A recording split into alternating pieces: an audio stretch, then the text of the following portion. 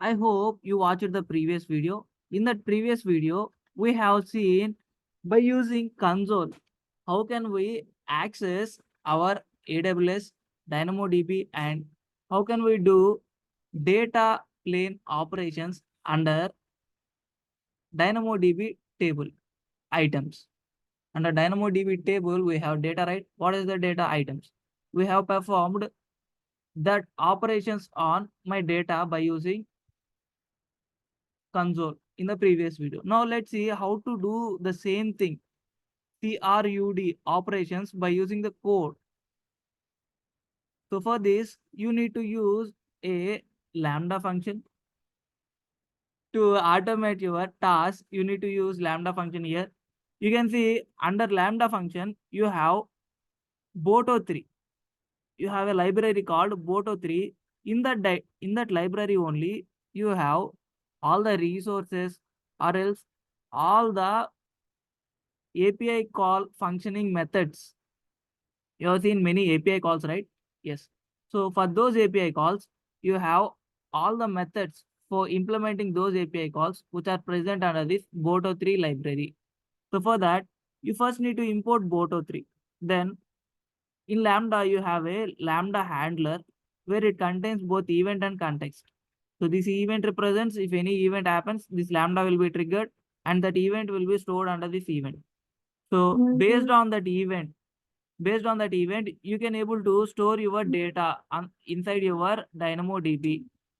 So you can see here, we are modeling our data. We just created a dictionary here. Under dictionary for ID, we are taking what are the value of ID which is present under event. And for the data last flight, we are specifying a key value as last flight. For that value, what we are specifying, what are the value of last flight value which is present under event, that we are specifying for the data. Similar way, we created few more key value pairs under my data by using this format of defining. So you can see this format of defining under Python directory dictionary creation. You can see this format. So this file first name represents what? This represents key.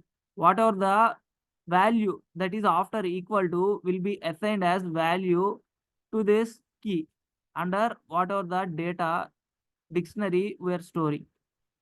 So like this, we created a data model by using this dictionary. So now what we are doing step 2, we just connecting with a table and checking IAM permissions. So how to connect with DynamoDB table, sir? We have Boto3 resource, right? Under the resource, under the library, we have resources. So by using the Boto3 library, I selected a resource, Boto3.resource of DynamoDB.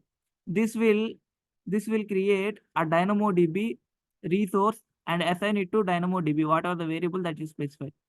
So under this DynamoDB, we have a function called table. So we have a function called table to select a particular table from your DynamoDB service. So I just return DynamoDB.table and specifying whatever the table that I have in my DynamoDB service. So what is the table that I have? Frequent flyers. I have already created this table. I just return that. Now what I am expecting is I want to write my data. Which is comes from this event. So that's why I modeled all my event data in my data variable and I just taken the table from these two steps. And now here I'm putting my data by using put item. So table, what does the table holds? It holds a table of this DynamoDB. So this DynamoDB will be assigned by using Boto3 library resource. We assigned the DynamoDB to this variable. So like this, we created a table. We just taken the table and then we are putting our item. What are the item that we are putting? We are putting data item. So that's we provided like this.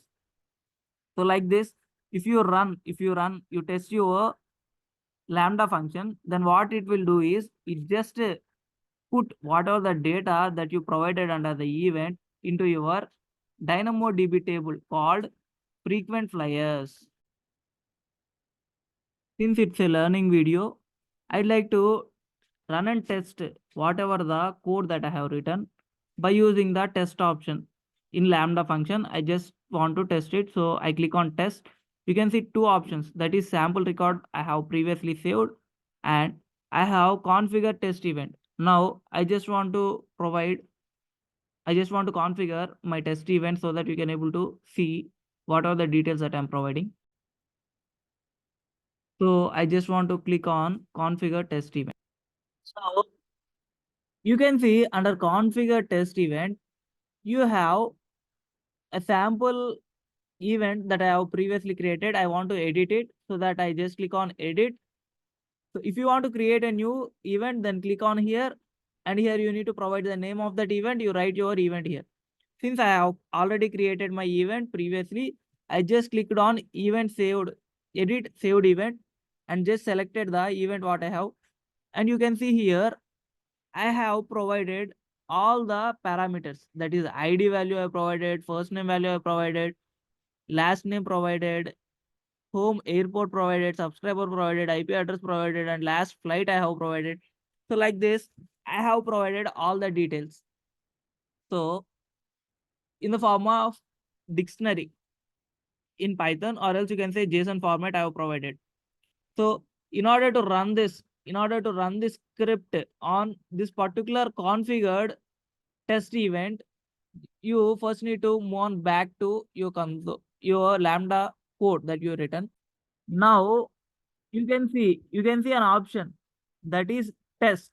If you click on it, so that whatever the code that you written and whatever the event that you specified in the previous configurations, so based on that event that you created, this code will be tested. This code will be tested, test run under Lambda function. So since I am using Lambda function, this whole thing, this is a Lambda interface only. So here I'm written a code and I provided a test event. I'm just testing that test event by using this Lambda function. If I click on this test function, then whatever the Lambda function that I written here, that will run by using the input of event as whatever the event that I provided. So after you tested this, you got result like this. That is, your response is null since you have not provided any response. Your event is run successfully, and your request ID is this, and you can see whatever the data that you use, and like this, everything you have seen. Whatever the ID that you provided ID as 89.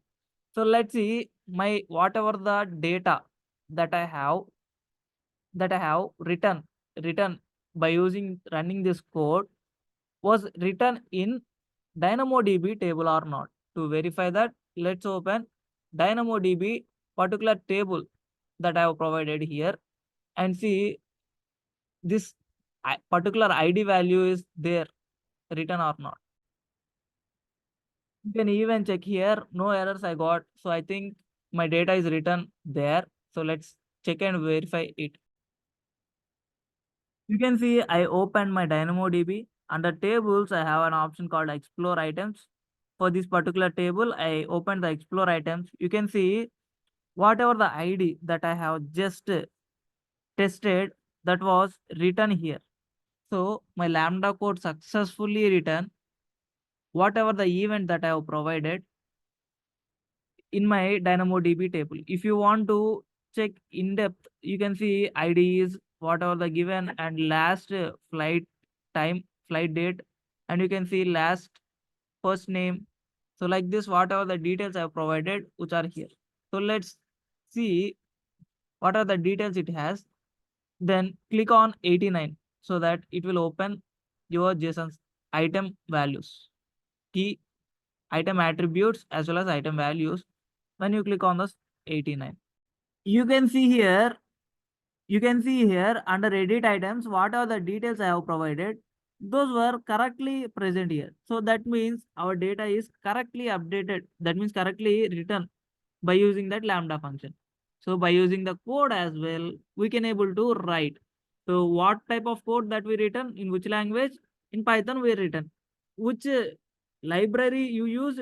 Boto3. Under that, you have used the resource to trigger, to use the DynamoDB resource, and then you used put item function in that resource so that you can able to put your item under particular table.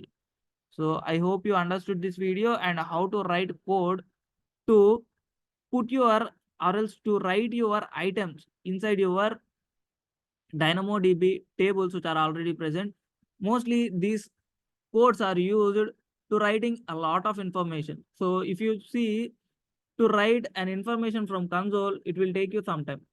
For writing one item, it will take you 5 minutes, let's say. Let's say 1 minute. To write 100 items, how many minutes you require? 100 minutes.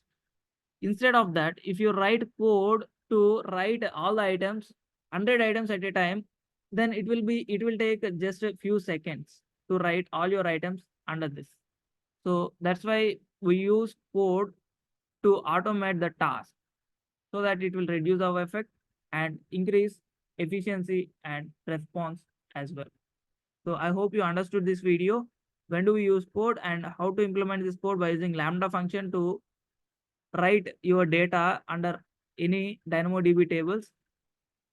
So if you feel this video is contentful, then please like, share, subscribe, and hit the bell icon to get the latest updates.